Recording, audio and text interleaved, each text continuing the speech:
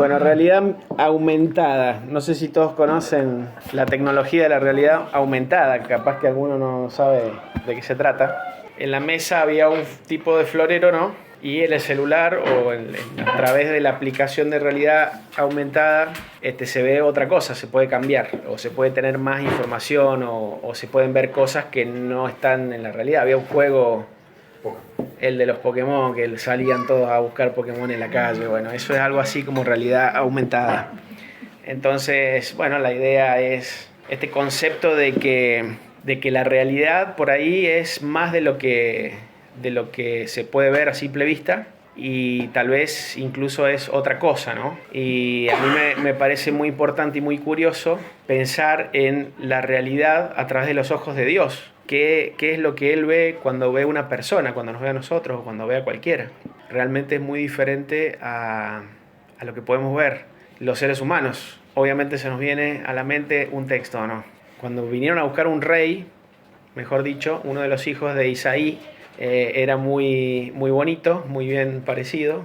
Y bueno, el profeta cuando lo vio dijo, es este, seguro, porque era alto, era fornido, era fachero, como decimos. Y Dios le dice al profeta que no se deje llevar por lo que ven sus ojos, porque Dios no mira lo que mira el hombre mira lo que tiene delante de los ojos, pero Dios ve lo que hay adentro, el corazón. Y en esta historia casualmente es uno de los primeros ejemplos en los que podemos pensar acerca de qué ve Dios y qué ve la gente, qué vemos nosotros como seres humanos y qué es lo que ve Dios. Justamente David, en ese momento en que Samuel va a buscar un rey de parte de Dios, va a la casa de un hombre llamado Isaí, tenía un montón de hijos y este hombre trae a todos, hago comillas, los hijos. Y dijo, bueno, si está entre mis hijos el rey, acá están todos mis hijos y acá uno de ellos es. Y resulta que el Señor le fue diciendo este no, este no, este no, este no, hasta que llegó hasta el último y dijo, no, no es ninguno. Entonces el profeta le dice al papá, ¿no? Le dice, ¿no tenés más hijos? Y dice, sí, tengo uno más que está cuidando las ovejas, era David. Entonces lo que el padre y los hermanos y la familia veía era uno que no valía la pena, era uno que ni siquiera tuvieron en cuenta en su momento, era un pastorcito, ¿no? Estaba de hecho trabajando y bueno, y nadie pensó en David porque era más delicado, dice la Biblia, ¿no? Era como seguramente más pequeño, de otro porte, era el menor también de la casa de su padre. Él mismo a veces no se sentía muy importante también porque cuando el rey le dice que iba a ser su yerno, él le dijo, pero ¿quién soy yo para ser tu yerno? ¿Cómo un tipo como yo va a ser el yerno del rey? Él mismo se veía en otra realidad, tal vez la que no veía, distinta a la que veía Dios, quiero decir. Y bueno, y cuando va, que lo vimos con Darío una vez, cuando va a la guerra, que el papá lo manda, que estaba Goliat desafiando a los escuadrones de Israel, y va a llevarle comida a los hermanos y a ver cómo están, porque el padre lo manda, y los hermanos decían, no, vos venís a ver la guerra porque sos un metiche, una cosa así le querían decir, y bueno, y nada que ver, David no venía por eso, venía a cuidar a sus hermanos, a llevarle uniforme al padre, y bueno, ya que escuchó lo que estaba pasando, su corazón, digamos, celó el pueblo de Dios, y se enfrentó a Goliat. Pero bueno, nadie daba 2 pesos por David y hoy más que nunca 2 pesos no vale nada, ¿no es cierto? En este país cada vez es menos dar 2 pesos por alguien. Entonces, bueno, ¿qué veía la gente en David? Veía un muchacho pequeño, insignificante, el menor, y veía un simple pastor. Pero ¿qué veía Dios en él? Él veía su potencial, él veía que en David había un rey. Aun cuando él estaba pastoreando las ovejas, a lo mejor siendo un adolescente, Dios ya veía en él el rey de Israel. Entonces, esto es lo que a mí me llama la atención. Por ahí la gente o nosotros podemos ver algo y no es exactamente lo que ve Dios. Dios ve una realidad aumentada, ¿no? Lo que puede ser, lo que se puede desarrollar, ve el potencial en las personas. Tenemos el caso de Moisés, así como en David podíamos ver un pastorcito. Moisés, ¿se acuerdan lo que le pasó cuando vio a un egipcio abusándose de un esclavo hebreo? ¿Qué hizo? Lo mató y lo enterró, creyendo que nadie lo veía. Entonces, ¿en qué se convierte ahí Moisés? En un asesino. Y después, un tiempo después, habían 2 hebreos peleando y él le dice que no pelee y uno de los hebreos le dice, ¿quién sos vos? ¿Acaso el juez acá? ¿Me vas a matar? Como hiciste con el hebreo. Entonces ahí Moisés se da cuenta que se sabe lo que pasó, él creyó que no lo había visto nadie, y ¿qué hace? Se escapa. ¿En qué se convierte? En fugitivo. Era un asesino fugitivo, un prófugo. ¿Sí? El rey de Egipto lo iba a buscar para matarlo. Entonces él huye a la tierra de Madián. ¿Y cómo llega a Madián? Como un fugitivo, asesino. Y sin embargo, en ese lugar alejado, Dios lo llama. ¿Por qué? Porque Dios no mira lo que miramos nosotros. Y así como tal vez Faraón u otros que supieron lo que pasó ese día con Moisés, veían en Moisés un asesino, un fugitivo, Dios estaba viendo ¿qué? Un libertador, un líder, un profeta, ¿sí? A través de quien iba a llevar la instrucción de Dios en aquel tiempo por excelencia para su pueblo. Así que Moisés lo ve como un profeta, como un líder, como un juez también. Durante mucho tiempo él trajo justicia a las cosas que pasaban en el pueblo de Israel también. Entonces, si Dios no lo hubiese llamado a Moisés, si se hubiese quedado con eso que se fue huyendo por su vida, ahí habría quedado Moisés, hubiese pasado a la historia como un asesino, nada más. Sin embargo, Dios veía más, y de hecho a Dios no le importó que él fuera un prófugo para querer usarlo. Y tampoco le importó lo que otros podían pensar de David para querer usarlo. Y también me acordaba de la historia de Pablo. Pablo, antes de encontrarse con Jesús, ¿qué hacía? Perseguía a los cristianos, sí. Y dice el libro de Hechos que él entraba a las casas y los sacaba a la cárcel. Y para entrar a una casa hay que usar de violencia, no creo que le abrieran la puerta. De hecho, todos le tenían miedo, y es más, cuando se convirtió, muchos dudaban y le tenían miedo le tenían. Y bueno, y seguramente, después en la cárcel los mataban, o sea que básicamente lo que él hacía era llevar a la muerte a los cristianos. No tengo muy en claro si en algún momento él mismo se manchó las manos, aunque también dice que Saulo, cuando lo llamaban, dice, no, respiraba amenazas y muerte y Esteban había contra los hijos, había consentido la muerte de Esteban, sí, cuando fue apedreado. Así que, bueno, podemos decir que directa o indirectamente mataba a cristianos, creyendo que hacía un servicio a Dios. Y Pablo estaba haciendo algo malo, y sin embargo Jesús se le aparece en el camino y lo llama. ¿Por qué? Porque veía en él no un sicario, un asesino a sueldo. Él veía en Pablo un apóstol, un misionero, alguien que iba a llevar el evangelio a la parte no evangelizada del mundo, que eran los gentiles, los que no eran judíos. Vimos con Darío el endemoniado gadareno, también Jesús atraviesa una tormenta toda una noche y llega a un lugar donde había una persona que los que tal vez no eran muy de creer en las cosas sobrenaturales habrán dicho que era un esquizofrénico, un loco, que andaba golpeándose, gritando en los sepulcros, viviendo de una manera inhumana, y habrán visto que en esa persona un desahuciado, un loco, bueno, algunos lo habrán visto como un endemoniado, pero era lo peor de la sociedad, estaba marginado completamente, y Jesús fue y lo buscó. ¿Por qué? Porque vio en él un evangelista, porque él después lo manda a hablar de lo que el Señor había hecho con él y cuánta misericordia había tenido, y este hombre predicó en 10 ciudades, en Decápolis. Entonces Dios tiene una realidad aumentada, y esto es una lección para nosotros. Quiero que leamos un poquito ahora en un personaje, así como hemos nombrado 3 o 4, podemos ahondar en uno. El apóstol Pedro, vamos a ver en Juan, el Evangelio de San Juan 1:40. Dice así: Andrés, hermano de Simón Pedro, era uno de los dos que habían oído a Juan y habían seguido a Jesús. Este, es decir, Andrés, halló primero a su hermano Simón y le dijo: hemos hallado al Mesías, que traducido es el Cristo. Y le trajo a Jesús. Y mirándole Jesús, dijo: tú eres Simón, hijo de Jonás, tú serás llamado Cefas, que quiere decir Pedro. ¿Qué hizo Jesús cuando se encontró con Pedro? Le cambió el nombre. Yo me fijé qué significa. Todos sabemos lo que significa Cefas o Pedro, ¿no? Piedra, roca, muy bien. ¿Y Simón, saben lo que significa? Significa el que escucha a Dios. O sea que Jesús le cambia la identidad a Pedro. Dice, vos no vas a ser más Simón, uno que escucha a Dios. Que no está mal escuchar a Dios, ¿eh?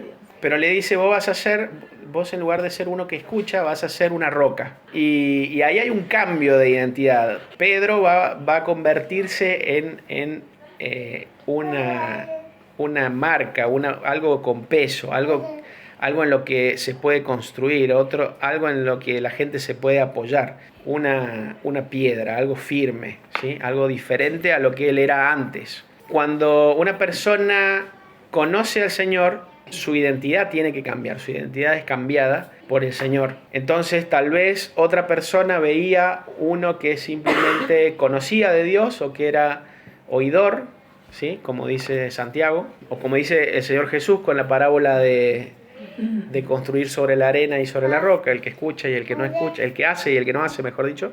Se iba a volver uno que, no solo que escucha, sino uno que hace. Esa es la identidad que cambia en Pedro. Entonces Jesús estaba viendo en Pedro otra cosa, no lo que se veía hasta ese momento de encontrarse con él. Vamos a leer un par de textos más. Otro va a estar en Mateo 4:18.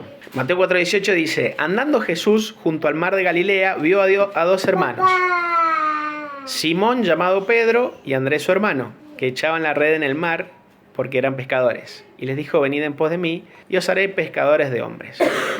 Entonces acá tenemos a Jesús contado por otro testigo, donde dice que Jesús le dice a Pedro: vos sos un pescador, pero yo, si vos me seguís, te voy a convertir en un pescador de hombres. ¿Qué significaría ser un pescador de hombres? Un misionero, un evangelista, claro, alguien que cosecha, que atrae a personas a Jesús, la atrae a Jesús. Esto es un evangelista. O sea que Jesús le dice: vos vas a dejar de ser un pescador y te vas a convertir en un evangelista. Ahí hay un aumento en la realidad de Pedro. Él no iba a dejar de saber pescar, pero iba a construir sobre eso, iba a hacer ahora otra cosa. A lo mejor Pedro, su aspiración era seguir con el emprendimiento del padre. Dice que ellos ayudaban al padre. Entonces tenía una pyme Pedro, ¿no? Y era el heredero. Y podía tal vez hacer dinero con eso, y ese era su trabajo. Y Jesús le dijo: no vas a ser más pescador, ahora vas a ser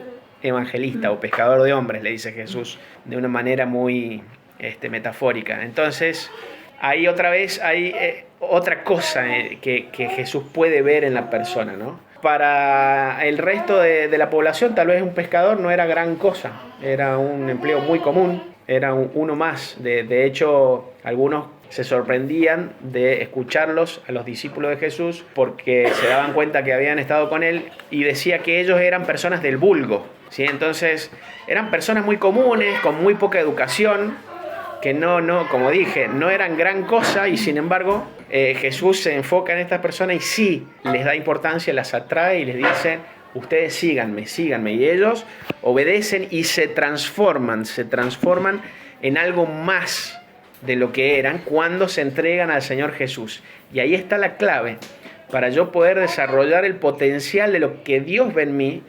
Ni siquiera yo tal vez puedo darme cuenta de lo que Dios ve en mí. Yo tengo que entregarme a Él para que me pueda yo convertir en eso que Él ve en mí, ¿sí? Dice que una vez, no sé si ya he contado esta historia, un gran escultor le dijo: ¿cómo hacés vos para traer un pedazote de mármol y convertirlo en un caballo? En una escultura fantástica de un caballo. Le dijo: le voy quitando todo lo que no se parece a un caballo. Entonces es como que él va cincelando y va sacando y dejando el caballo que hay adentro. Uno lo ve de otra forma, ¿no? Como que vos formás el caballo de la piedra, pero este hombre decía: el caballo ya está ahí, yo solamente tengo que sacar lo demás. Y más o menos eso es lo que el Señor hace con nosotros. Él ve lo que hay en nosotros, y tenemos que quitar todo eso otro que está estorbando para que pueda aparecer esa escultura que le da gloria a Él y que es lo que Él realmente ve en nosotros. Entonces acá Dios, el Señor Jesús, está viendo en Pedro un evangelista, no está viendo un pescador. Otro texto, Lucas 6:13. Cuando era de día, llamó a sus discípulos Jesús y escogió a 12 de ellos, a los cuales también llamó apóstoles. Dice que Pedro, o sea, escogió a 12. Nosotros sabemos que entre esos 12 estaba Pedro. Antes era ¿qué? Discípulos. Era un discípulo Un discípulo es simplemente alguien que sigue a otro, un aprendiz, alguien que está atrás de alguien siguiéndolo para aprender de esa persona. Eso es un discípulo. Dice, ahora lo va a llamar o lo va a convertir en un apóstol. Un apóstol ya es un enviado, no es uno que me sigue, sino uno que va, ¿sí?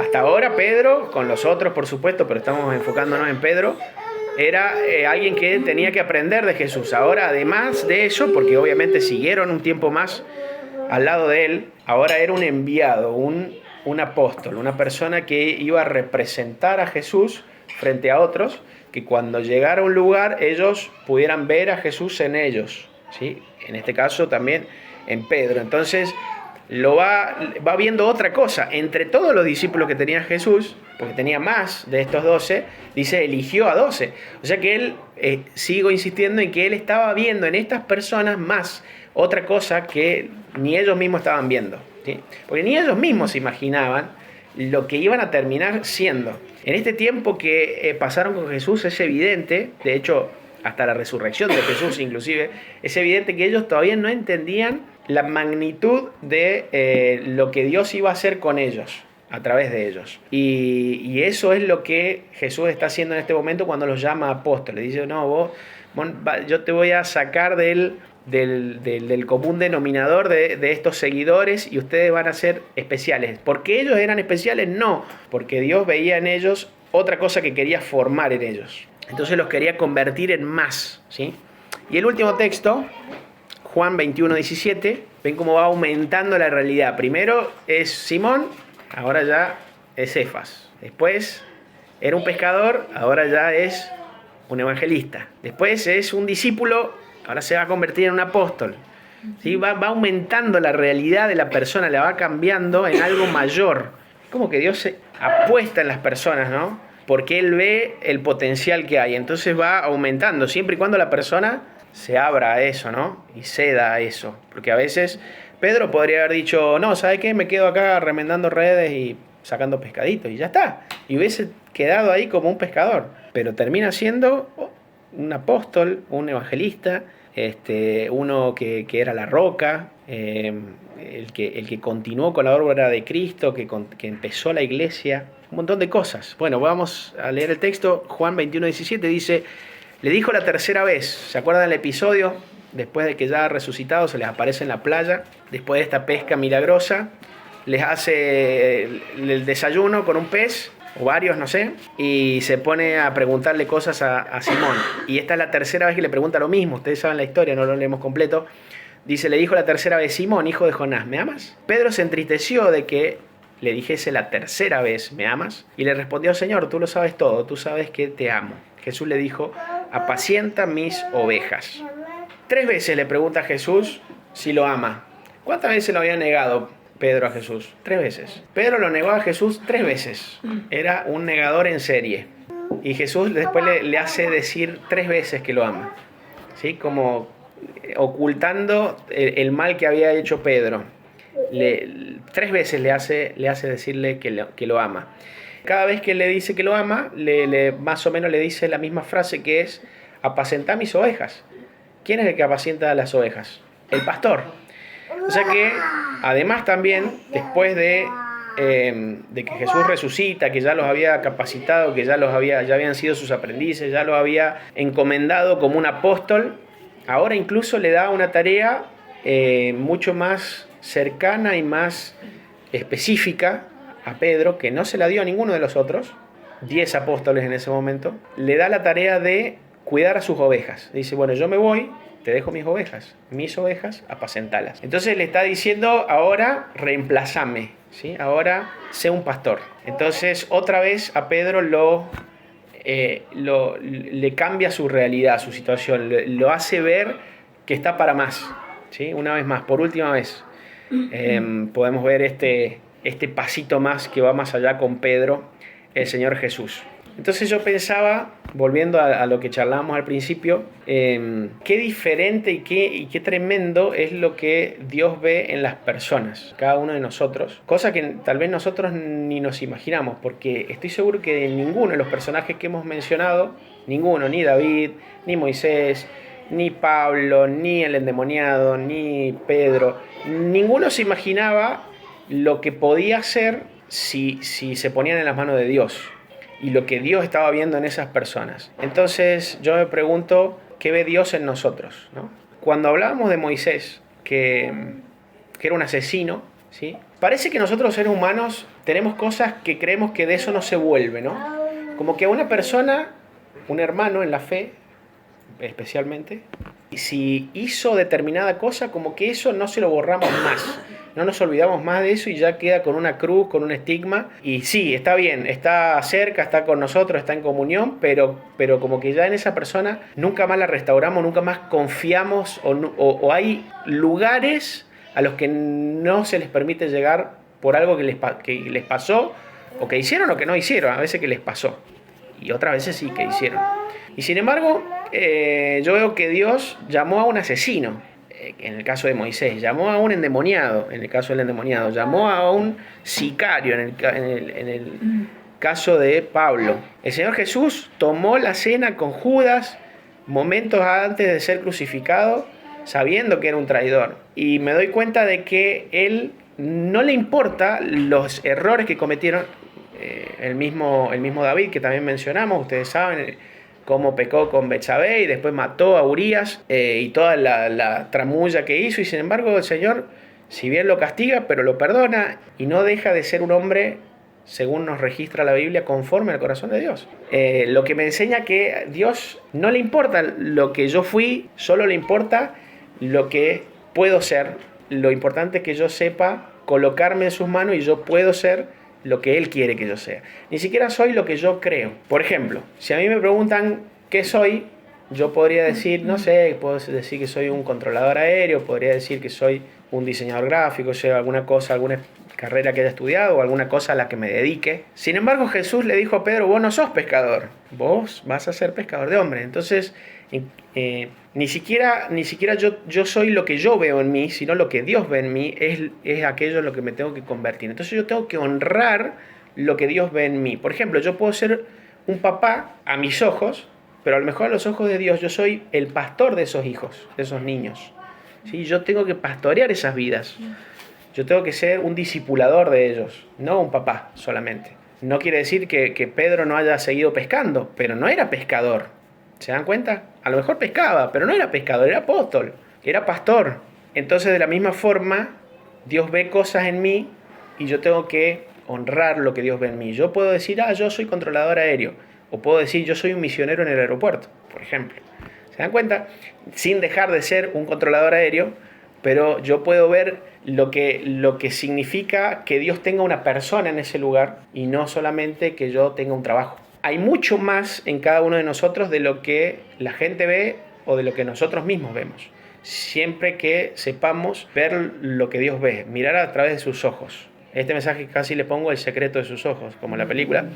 Justamente con esta idea, ¿no? De mirar, el secreto está en mirar con sus ojos y no con los míos. Esta es la mayor parte de la idea del mensaje, es esta, ¿no? De que yo tengo que honrar lo que Dios ve, darme cuenta de lo que Dios ve en mí, de lo que Dios quiere que yo sea, de lo que yo me puedo convertir si me pongo en sus manos, y no solamente quedarme en lo que yo creo que soy, o lo que me han dicho, lo que me han convencido, porque hay personas que tienen muy baja autoestima, que le han dicho cosas terribles toda su vida, las han maltratado, y a lo mejor se sienten menos, se sienten que no son capaces, no, pero yo no puedo, no, pero yo no tengo la habilidad de aquel, pero yo no sé hacer esto. Y eso es lo que las mentiras que te ha llenado la cabeza Satanás, y no es lo que Dios ve en esa persona, ¿no? Porque nos hemos cansado de ver ejemplos. Moisés era tartamudo. ¿A dónde va a llevar un líder que va a llevar millones de personas a un tartamudo, ¿no? Y sí, y bueno, y así tenemos un montón de ejemplos en la Biblia y fuera de la Biblia de personas que, volviendo al dicho, nadie le daba 2 pesos, y sin embargo, porque se han puesto en la mano de Dios, Dios ha hecho grandes cosas con ellos. Y cada uno de nosotros podemos ser una de esas personas. Dios lo ve en nosotros. Nosotros somos ese pedazo de piedra que veía Miguel Ángel, no sé quién nombré recién. Solo tenemos que dejar que saque todo lo que no es, y Dios ya ve la obra de arte que hay adentro.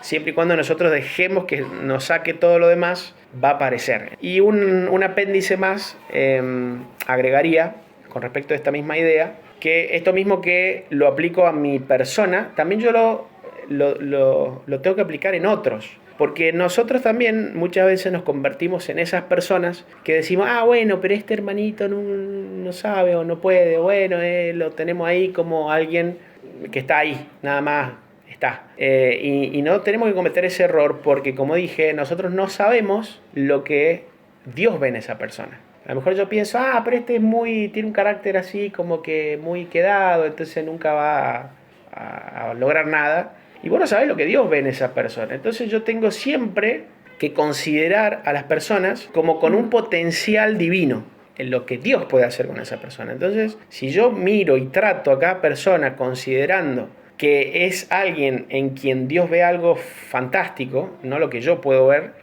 entonces también me hace a mí saber valorar, apreciar, estimar y equipar a las personas que tengo alrededor, porque son obras de artes de Dios. Se me vino a la mente el texto que dice que somos hechura suya, ¿no? Creados para buenas obras.